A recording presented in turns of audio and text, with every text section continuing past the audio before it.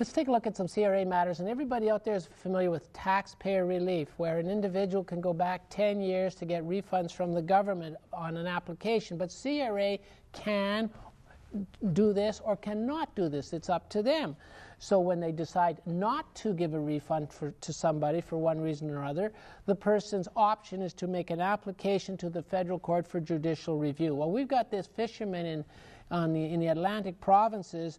They got a big payment under the Atlantic Groundfish License Retirement Program, and originally CRA was saying it's fully taxable, and people thought it was fully taxable, so he reported it fully on his tax return back in 1999. Subsequently, it was determined, hey, wait a second, that's a capital gain. You only have to pay tax on half of it. So he asked CRA to go back under the taxpayer relief, because it's, you know, back more than 3 years, but it's within 10 years, and to give him his money back, because he included it all instead of half. And CRA said, I don't think so. We're not going to do these gray areas like this.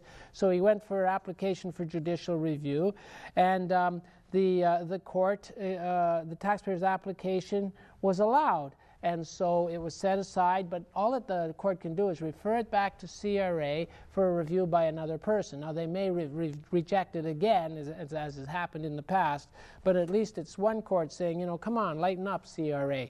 The other thing is, just so you know, CRA Newswire release. By the way, you know we have a new Minister of National Revenue, Gail Shea, and she notes that taxpayers that cannot meet their tax obligations due to a natural disaster — we had flooding in Quebec, Manitoba, Saskatchewan, Alberta, we had forest fires in Slave Lake — you can apply for penalty or interest relief by completing Form RC 4288. So there you go on that. And oh, by the way, taxpayer relief requests. It was mentioned in a tax practitioners meeting in Toronto that effective April 1/11, there are 4 intake centers accepting taxpayer relief requests across Canada. So if you're in British Columbia or the Yukon, you send your application to Burnaby Fraser. If you're Alberta, Saskatchewan, Manitoba, Northwest Territories, to Winnipeg. Ontario, Nunavut, Summerside. Quebec, Shawinigan. New Brunswick, Nova Scotia, PEI, Newfoundland and Labrador, Summerside. So you can take a look in your notes. I got the address, the whole bit as to where you make your application for taxpayer relief. Now let's go to that old bugbear, the subsection 163 in bracket 1 penalty. This is some poor guy that had $20 of unreported income 3 years ago, and in the current year there was some unreported salary or something, and so bang. If you got 2 omissions in a 4-year period, you get a 10% federal penalty, 10% provincial penalty, 20% on the gross amount of the unreported amount in the current year, which if it's salary, it's the salary. If it's a dividend, it's the grossed up amount.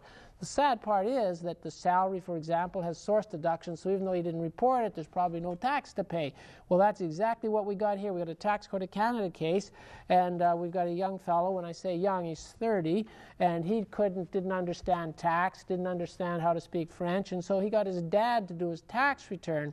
Well, what happened is, back in 2006, there was $955 of employment income missed, and then in 2008, when his dad was doing his tax return, his T4 from Greyhound Canada was missing, $18,941. The dad said, well, I got to get this in. I got to get this in. It's the deadline. I don't have the slip. I don't have the slip. There are source deductions and so on. I'll just send it in, and then when I get an assessment notice, if I get the slip, I'll make the change, whatever.